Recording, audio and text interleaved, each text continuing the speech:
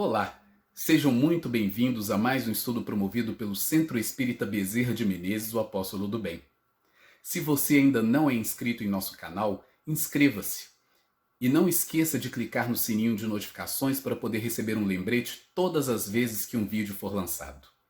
Se puder também, compartilhe este vídeo e todos os demais vídeos com seus amigos e familiares que possam se beneficiar dos estudos que têm sido feitos pela casa.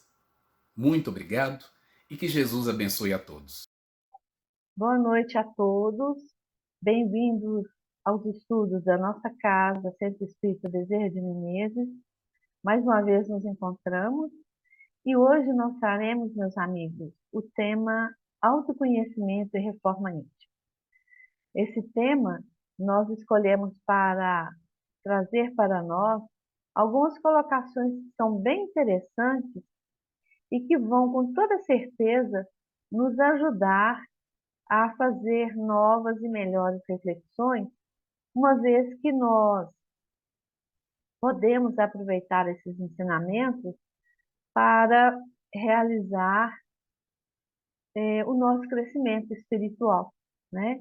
Vamos lembrar sempre que a doutrina espírita, ela está sempre recheada de grandes lições, de grandes ensinamentos. Então, nós vamos tentar trazer um pouco desse tema.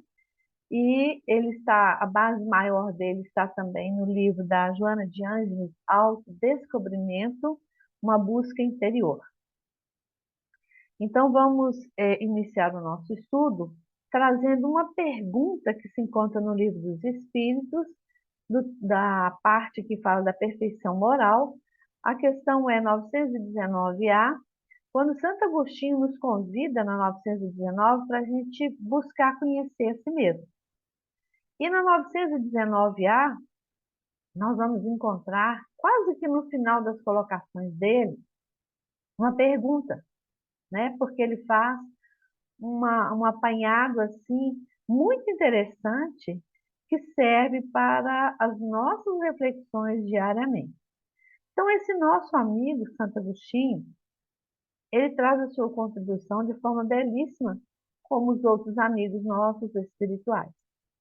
E aí a pergunta é a seguinte: se aprovesse a Deus chamar-te neste momento, teria que teria que temer o olhar de alguém ao entrar de novo no mundo dos espíritos, onde nada é oculto? Vou ler novamente. Teria, se aprovesse a Deus chamar-te neste momento, teria que temer o olhar de alguém ao entrar de novo no mundo dos espíritos, onde nada é oculto?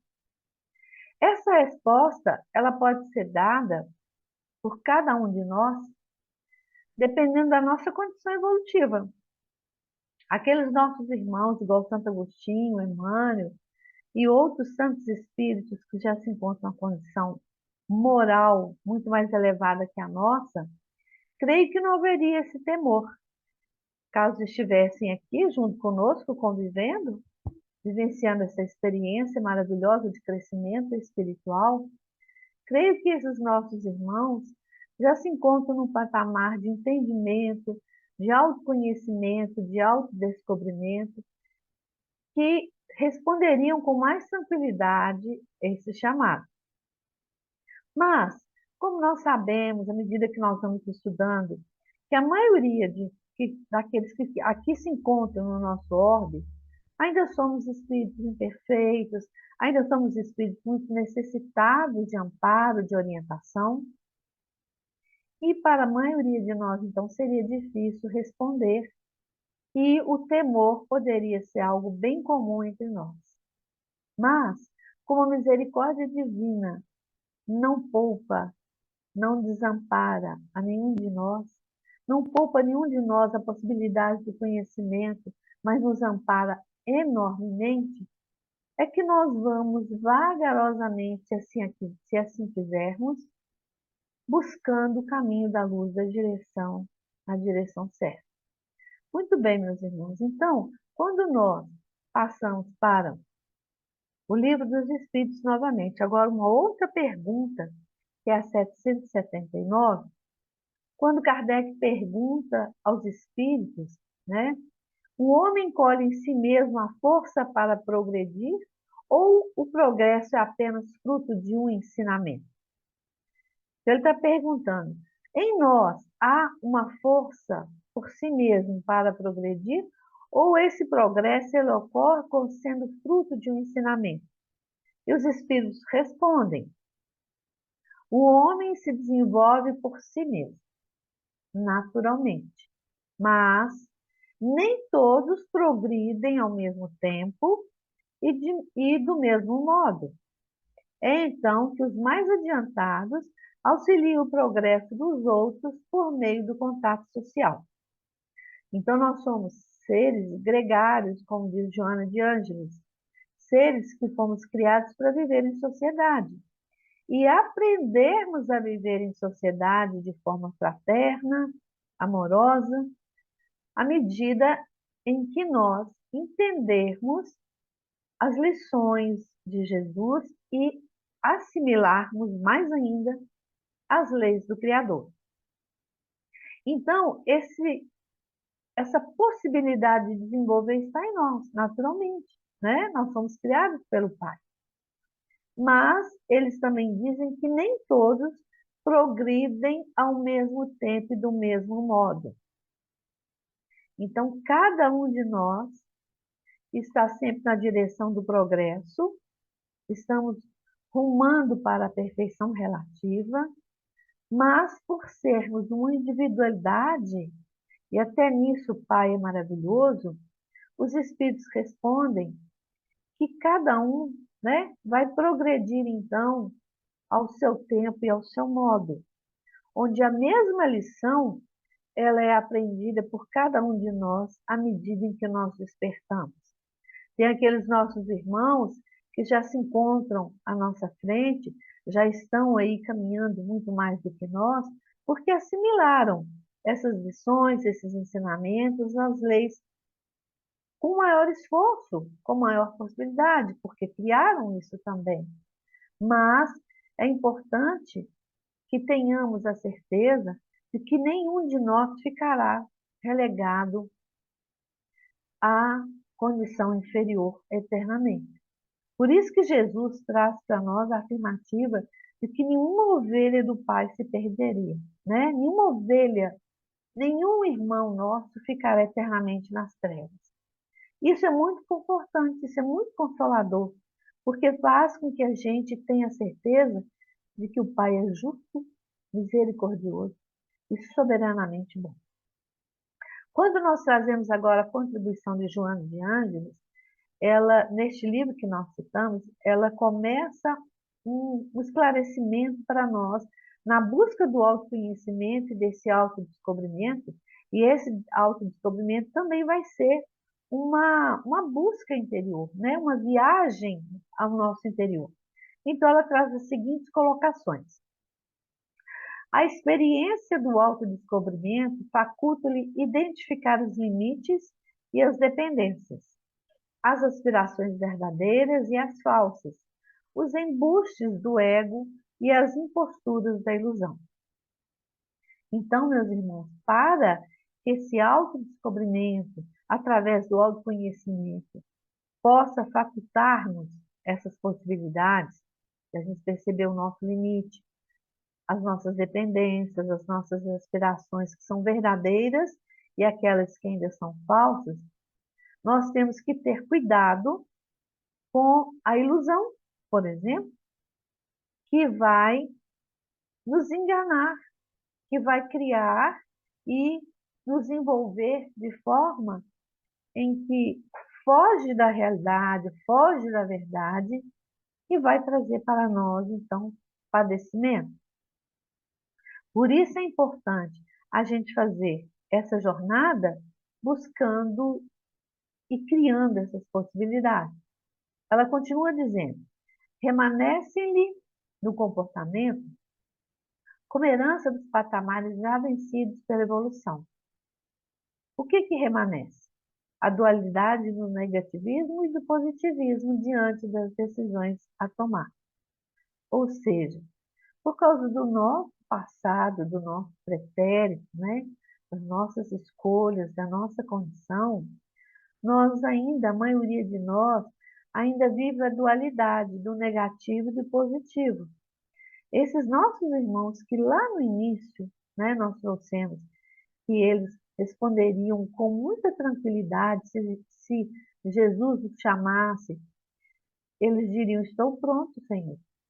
Mas nós ainda não estamos. Mas nós também não estamos relegados ao abandono de forma alguma. Mas pouco a pouco nós vamos mudando essa nossa herança, né? E vamos então buscando diminuir as ideias negativas e trazendo com mais ênfase as ideias, os pensamentos, os sentimentos positivos. Porque nós temos que escolher. E o tempo todo nós fazemos escolhas. Não dá para fugir simplesmente das nossas responsabilidades. A nossa dificuldade está porque nós, né, ainda temos uma dificuldade que vem com muita constância, que é identificar os propósitos, né, da vida superior. Então, ela traz assim: não identificando com os propósitos da finalidade superior da vida, quando convidado à libertação dos vícios e paixões perturbadoras, das aflições e tendências destrutivas. Então, como nós ainda não conseguimos verdadeiramente deslumbrar este lugar de compromisso com o bem, de fraternidade como a nossa conduta diária, por isso no livro O Evangelho segundo o Espiritismo, a gente vai ver as citações ali que tem, as orientações que tem a respeito do homem de bem. Então, porque nós, a maioria de nós ainda, não identifica esses propósitos superiores como sendo a nossa maior e melhor finalidade, quando nós recebemos um convite para nos libertarmos de vícios e das paixões, né, que perturbam demasiadamente a nossa vida, demonstrando aí a nossa condição evolutiva. Mas ela também fala que essa dualidade do negativo e do positivo desenha-se-lhe no pensamento, né, em nós, dificultando-lhe a decisão. Então, nós ainda ficamos divididos entre abandonar tudo que a gente ainda considera importante, e muitas vezes entra, sim, as questões materiais, o apego, a ideia de ilusão, a ideia equivocada de que isso é que nos traria felicidade, isso vai dificultar a nossa decisão. De acordo com o que eu acho que seja importante, com o que eu acredito que seja importante, seja primordial na minha vida, será a direção que eu vou tomar. Mas como Jesus sabe, conhece profundamente a nossa alma, e nós fazemos o tempo todo uso do livre-arbítrio, essas orientações, elas chegam e chegarão constantemente até nós para nos ajudar a tirar de nós a ilusão do mundo, das convenções mundanas que nos arrastam para as trevas, para a dor, para o sofrimento. Então, ela fala que por conta disso, né, dessa dificuldade de decidir, de abandonar a ilusão, é comum, então, o assalto mental pela dúvida. É isso aqui. Eu sigo Jesus? Mas seguir Jesus, o que eu terei? E se eu ainda não seguir, o que eu tenho? E aí que nós vamos perceber a ilusão. Porque acompanhar Jesus, e a doutrina nos esclarece enormemente, acompanhar Jesus quer dizer estar verdadeiramente saciado, estar verdadeiramente em paz, estar promovendo essa mudança em direção à luz de forma constante, trabalhar a nossa transformação moral. E ela continua trazendo para nós que, então, fazem-se imprescindíveis alguns requisitos para que, logrado o autodescobrimento, o autoconhecimento, essa busca interior para percebermos o verdadeiro caminho, né? Onde tudo isso, essa busca, vai ter como finalidade o bem-estar e logros plenos. Mas ela coloca aqui alguns requisitos. Então, ela fala assim, a saber, vamos ver aqui quais são. Ela traz insatisfação pelo que se é. Se eu estou insatisfeito comigo e por várias razões eu acho que a minha vida não é valiosa, que o que está ocorrendo comigo é de forma injusta, eu fico preso, eu fico ali na minha cela interior e não abrindo os olhos, não abrindo a minha alma, o meu ser verdadeiramente para o caminho a seguir. Por isso que ela traz insatisfação. A insatisfação ela vem de uma ordem inferior, porque aqueles nossos irmãos que já estão numa condição mais plena, eles estão felizes, satisfeitos em servir em nome de Jesus e do Pai. Então, a insatisfação pelo que se é, ou se possui, ou como se encontra. Tem pessoas que, por mais que possua materialmente, acha que é pouco. Tem pessoas que o que elas têm, elas vivem olhando o que o outro tem, dizendo que serão felizes se tivessem o que o outro tem. Então, ela também nos sugere refletir sobre isso. E ela fala dessa insatisfação pelo que se é ou que se possui, ou como se encontra. Ora, neste momento, nós estamos ainda fazendo uso do nosso livre-arbítrio, muitas escolhas, muitas ações ainda de forma equivocada. Mas ela sugere que devemos ter desejo sincero de mudança, persistência no tentando, disposição para aceitar e vencer a si mesmo. Porque criando essas disposições, esse modo de atuar, fazendo disso a ação e a melhor escolha, nós vamos criar a capacidade para crescer emocionalmente. Então, meus irmãos, tantas ideias equivocadas de que o outro me pertence, de que o material me pertence, de que eu não posso viver, não posso ser feliz por mim mesmo, não devo cuidar de mim, primeiro preciso cuidar de todos. Não, eu devo cuidar dos outros, mas eu preciso cuidar de mim também.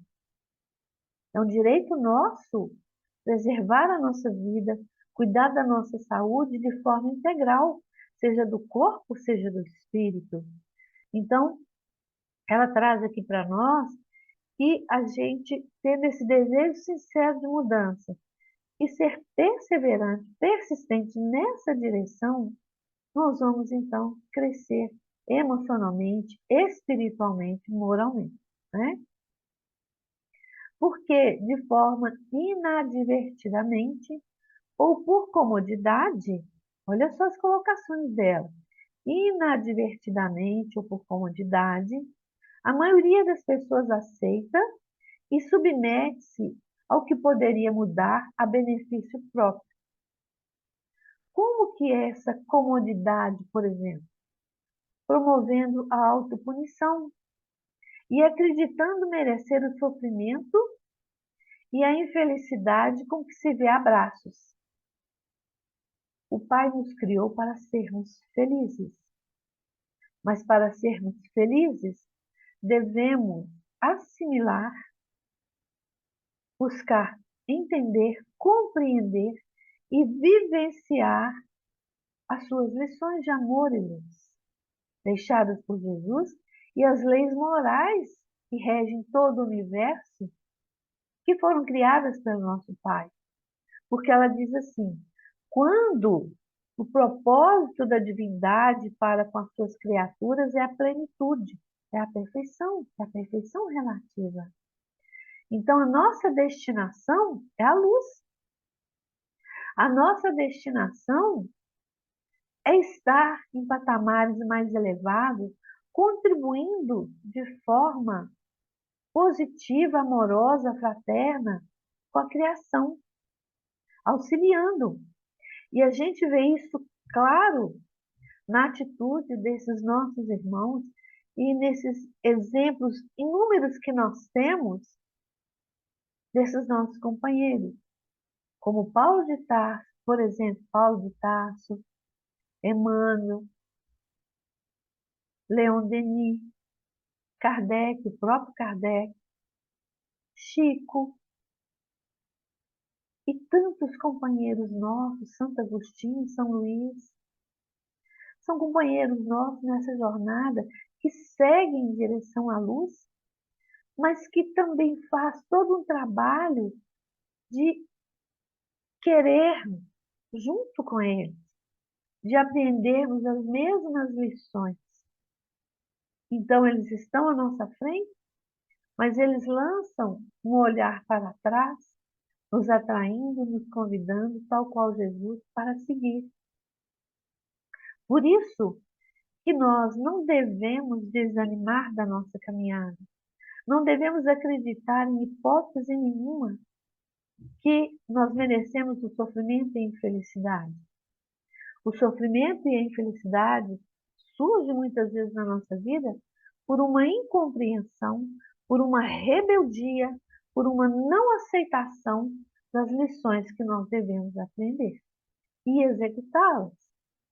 Então, como seres ainda rebeldes, inferiores, nós precisamos entender, compreender e viver as lições de Jesus. Aí sim, nós entenderemos o verdadeiro propósito da nossa vida, porque Deus nos criou para a plenitude. E aí nós vamos fazer agora uma colocação de Leon Denis, quando ele fala de todos esses ensinamentos, né, que nós recebemos, que eles concordam num ponto. Quando ele traz para nós que é na vida íntima, no desabrochar de nossas potências, de nossas faculdades, de nossas virtudes, que está o manancial das felicidades futuras. Então, prestando atenção nessa contribuição desse nosso amigo que também quer o nosso bem, que também lutou para vencer as suas dificuldades, ele nos chama a atenção, meus irmãos, para a nossa vida íntima, para lançarmos um olhar para quem somos, o que estamos fazendo nesta jornada agora. Porque este é o momento mais importante, é o aqui e agora, é o hoje, o nosso momento de construção maior, de transformação maior, de resignação, de gratidão. Então é na vida íntima, no desabrochar, volto a repetir, de nossas potências, de nossas faculdades, de nossas virtudes, que está o manancial das felicidades futuras. Então, como que nós podemos processar isso? E aí ele convida. Olhemos atentamente para o fundo de nós mesmos. Fechemos nosso entendimento às coisas externas e, depois de havermos habituado nossos sentidos psíquicos à escuridão, à escuridade e ao silêncio, veremos surgir luzes inesperadas, ouviremos vozes fortificantes e consoladoras. Então, no momento em que nós buscamos, e isso pode ocorrer muito, a gente já experienciou isso, já sentiu isso, no momento da oração, que muitas vezes é só para pedir, né? Mas nós podemos e devemos buscar muito mais orar para agradecer, este também é um momento de olhar no fundo de nós mesmos, de fechar o nosso entendimento a tudo e qualquer externo que possa provocar ruído e nos atrapalhar de fazer essa introspecção. E aí, quando a gente se perceber tal qual cada um é, e nesse silêncio, que não precisa, porque não é ameaçador, nesse silêncio que vai engrandecer a nossa alma, nós veremos surgir luzes inesperadas. Ouviremos vozes fortificantes e consoladoras. Então vamos pensar que nesse momento de religar com o Criador, com Jesus, com a espiritualidade superior, nós teremos a possibilidade de vislumbrar luzes inesperadas, vozes fortificantes e consoladoras. E assim é, todas as vezes que nós buscamos esse contato sincero, esse contato transparente com o Criador, com a espiritualidade superior, nós encontramos em nós a guarida. Nós encontramos em nós esse amparo. Porque cada um de nós é o que acalenta no íntimo. Então, agora voltando aqui, mais uma colocação de Joana de Ângeles, desse mesmo livro que citamos no início, ela diz o seguinte: a harmonia entre o espírito e a matéria deve vigir a favor do equilíbrio do ser, que desperta para as atribuições e finalidades elevadas, dando rumo correto e edificante à reencarnação, com o uso do livre-arbítrio. À medida, meus irmãos, que nós vamos descortinando, tirando de nós a ilusão de poder, de mando, de desmando, tirando de nós a prepotência, o autoritarismo, trocando por aquilo que verdadeiramente nos fará feliz, que é a bondade, que é a serenidade, que é pensar no nosso semelhante, desejar ao outro aquilo que gostaríamos que a nós fosse feito, não é um dito de Jesus? É que nós encontraremos um pouco de paz.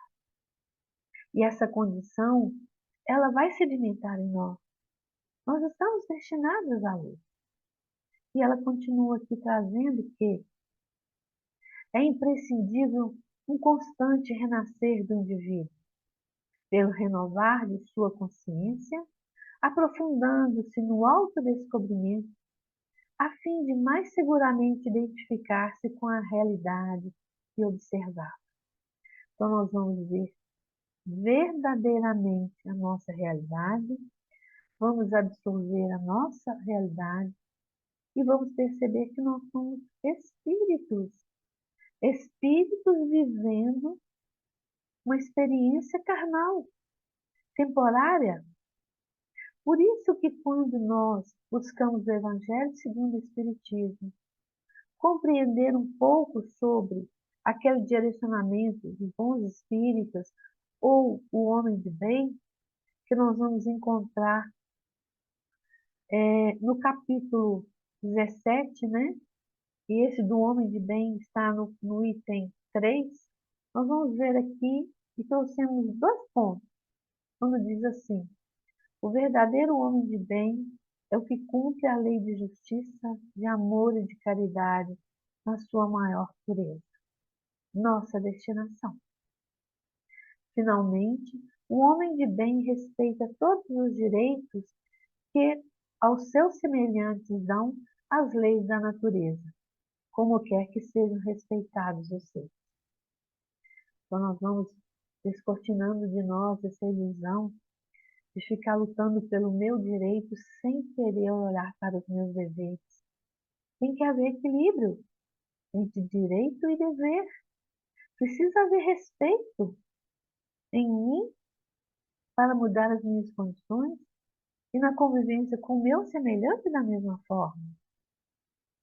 E para reforçar aqui, é que nós vamos encontrar como forma de promover a nossa reforma íntima, absorver todos esses ensinamentos, refletir sobre todos eles e ter um bom direcionamento do nosso livre-arbítrio para realizá-los. O tempo é agora, como dissemos. Então, por isso que quando nós achamos o item lá, quando a gente estuda no Evangelho, falando dos bons espíritas, nós vamos ver uma colocação de Kardec quando ele diz assim, e nós já ouvimos isso tantas vezes na casa, em outros estudos, já lemos tanto, devemos refletir sobre isso, né? Que está no capítulo 17, no item 4, quando ele coloca para nós, reconhece-se o verdadeiro espírita por sua transformação moral e pelo esforço que faz para dominar suas más inclinações. Nós ainda trazemos, meus irmãos, más inclinações. Precisamos reconhecê-las. Sejamos corajosos para fazer essa introspecção. Porque reconhecendo e domando essas nossas más inclinações, nós estaremos buscando, por esse esforço, a nossa transformação moral, o nosso verdadeiro caminho. Por isso que ele diz, reconhece-se o verdadeiro espírita por sua transformação moral e pelo esforço que faz para dominar suas más inclinações. E aí, meus amigos, com a permissão de todos, nós vamos trazer aqui para finalizar o nosso estudo uma mensagem de Maria Dolores, que se encontra no livro Coração e Vida, fotografia de Chico Xavier, onde o tema é Não digas. Ela começa assim: Não digas, não sou feliz. Ante a dor que te acrisola, a terra é sublime escola. Lembrando imenso jardim, fita o quadro que te cerca. Do mar, as mínimas fontes, do abismo ao topo dos montes, tudo é vida aos céus sem fim. Não fales que vês apenas seres fracos e infelizes, trevas, chagas, cicatrizes, tristeza, nódoa, pesar. Recorda que não cresceste sem apoio, sem afetos, sem os laços prediletos que brilham no próprio lar. Não fales que a solidão faze-te o mal sem remédio, que nada te cura o tédio, e não sabes de onde vem. Sai de ti mesmo e olha em torno. Verás por todos os lados os irmãos infortunados rogando o amparo de alguém. Não digas que tudo falha, que acima de qualquer crença vale mais a indiferença dos que se fazem ateus. Contas as forças que te apoiam. De certo perceberás que a luta é o preço da paz. E tudo é bênção de Deus. Então vejam aí, meus irmãos, que linda essa mensagem. Podemos mergulhar, fazer esse mergulho que Leon Denis nos sugere, que Joana de Ângeles nos sugere, que Emmanuel nos sugere, Santo Agostinho, Kardec, Santa Teresinha de Lisieux, Bezerra de Menezes e tantos outros companheiros que nos convidam para fazer esse mergulho para haver a nossa ascensão verdadeira. Saibamos agradecer ao Pai a oportunidade abençoada da reencarnação, da família que fazemos parte, das oportunidades infinitas que nos são concedidas dia após dia para a nossa renovação, para o nosso verdadeiro despertar. para o nosso verdadeiro caminho, que é o caminho da luz, com Jesus, com o Pai. Deus abençoe a todos nós, nos ampare e nos fortaleça na nossa jornada. Querido Jesus, queremos te pedir que ajude-nos mais uma vez, Senhor, a buscar o caminho da luz, da retidão, do amor ao próximo e da fraternidade tão ensinado por vós. Que possamos, Senhor, dia após dia, tirar de nós esses engodos, esses embustes, essas ilusões, para abrirmos verdadeiramente os nossos olhos para o verdadeiro caminho da luz, da fraternidade e do bem. Que teu amor, Jesus, envolva todos nós nessa noite, trazendo para o nosso coração, para o nosso íntimo, esperança, confiança e fé. Que a tua paz, então, permaneça com todos nós, Jesus, hoje e eternamente. Assim seja.